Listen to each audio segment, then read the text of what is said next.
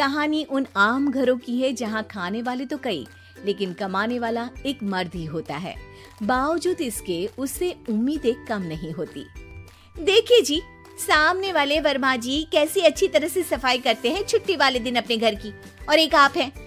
अरे यार, उनके पास कार है, ऑफिस पास में है और हफ्ते में 2 दिन की छुट्टी होती है, तो फर्क तो पड़ता है ना। मेरी तो शादी ही गलत हो गई।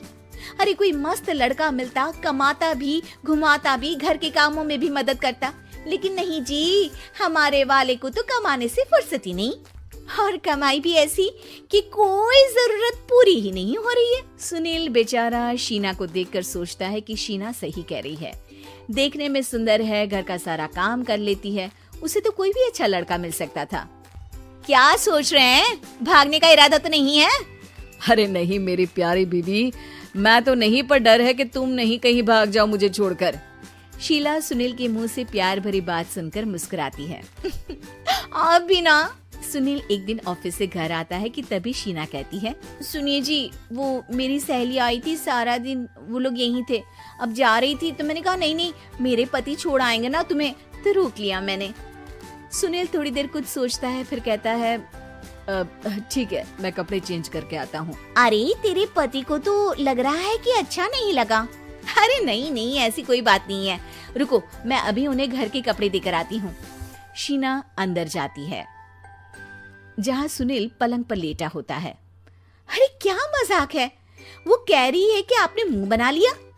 सही तो कह रही है, सुबह से अब ऑफिस से लौटा हूँ, एक कप चाय का तो पूछा नहीं, 20 किलोमीटर जाओ और आओ, और फिर कल उसी टाइम पर ऑफिस। अरे यार, मुझे गाड़ी चलानी आती ना तो बोलती भी नहीं आपको, और कौन सा रिक्शा खींच कर जाना है आपको। सुनील अब क्या बोलता। रात देर से आता है और सो जाता है। अगले दिन शरीर दर्द हो रहा है। अरे तो मत जाओ ना ऑफिस, चलते हैं ना मार्केट घूमने, फिर पिक्चर देखेंगे और रात में खाना खाकर घर वापस। सुनील जब सारे दिन की थकान वाला शेड्यूल सुनता है तो वो सीधे सीधे ऑफिस के लिए तैयार हो जाता है। अब आए दिन शीना की डिमांड बढ़ती ही चली जाती है और सुनील उसको पूरा भी करता। लेकिन एक दिन, ए जी मेरा भाई आ रहा है, उसे 2 लाख रुपए की जरूरत है। हाँ तो मैं क्या करूँ शीना, मेरे पास इतने रुपए नहीं है। हाँ हाँ पता है नहीं है, लेकिन किसी से लेकर तो दे सकते हो ना।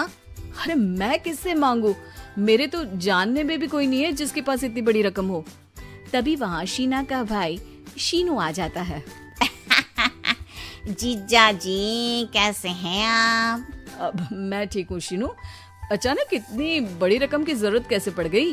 अरे जीजा जी, वो बिजनेस शुरू किया ना, तो उसके लिए पैसे की जरूरत है, काफी हो चुका है, थोड़ा पैसा बचता है तो मैंने सोचा आपसे ले लूं। अब देखो मेरे ऑफिस में कुछ लोग हैं जिनकी सेविंग अच्छी है, मैं उन लोगों से बात करके देखता हूँ।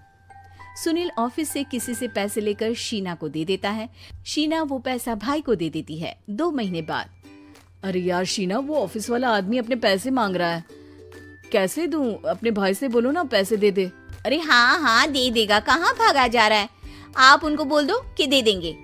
थोड़े दिन बाद, शीना वो आदमी मुझसे आज भी पैसे मांग रहा था यार, मैं तंग आ गया हूँ, ऑफिस जाते ही सामने उसका चेहरा दिखता है, क्या बोलूं, बार बार पैसे मांगता है। अच्छा मैं शीनू को फोन लगाती हूँ, बात करके देखती हूँ। शीना भाई को फोन करती है लेकिन वो फोन उठाता ही नहीं। लगता है भाई कहीं ऐसी जगह है जहाँ नेटवर्क की समस्या होगी। सुनील अगले दिन दोपहर को ही घर आ जाता है। उसका चेहरा उतरा और परेशान सा होता है। वो रोने लगता है। अरे क्या हुआ जी, आप इतना परेशान क्यों हैं? सब ठीक तो है ना?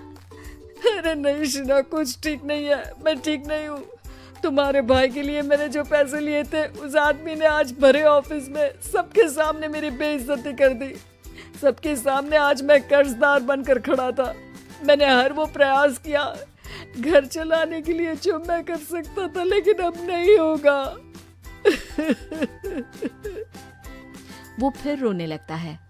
अरे आप तो औरतों की तरह रो रहे हैं, मर्द हैं आप। क्यों, आदमी के सीने में दिल नहीं होता, या फिर वो इंसान नहीं बशीर होता है? अरे मैं थक चुका हूँ शीना, तुम समझती क्यों नहीं? मैं भी शारीरिक और मानसिक रूप से थकता हूँ, मैं भी आराम करना चाहता हूँ, सुकून चाहता हूँ। मैं अब कुछ नहीं कर सकता। कुछ नहीं। वो बैठ जाता है।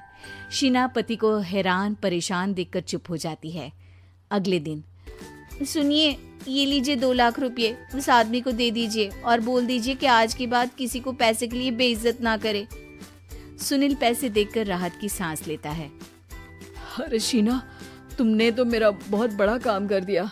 अब मैं शान से ऑफिस जा सकता हूँ। लेकिन ये पैसे आए कहाँ से? ये पैसे मैंने अपने गहनों को गिरवी रख कर लिया है। तुम ठीक रहो, निश्चिंत रहो, मैं बस यही चाहती हूँ। मुझे माफ करना, पर अब मैं समझ चुकी हूँ कि मर्द को भी दर्द होता है।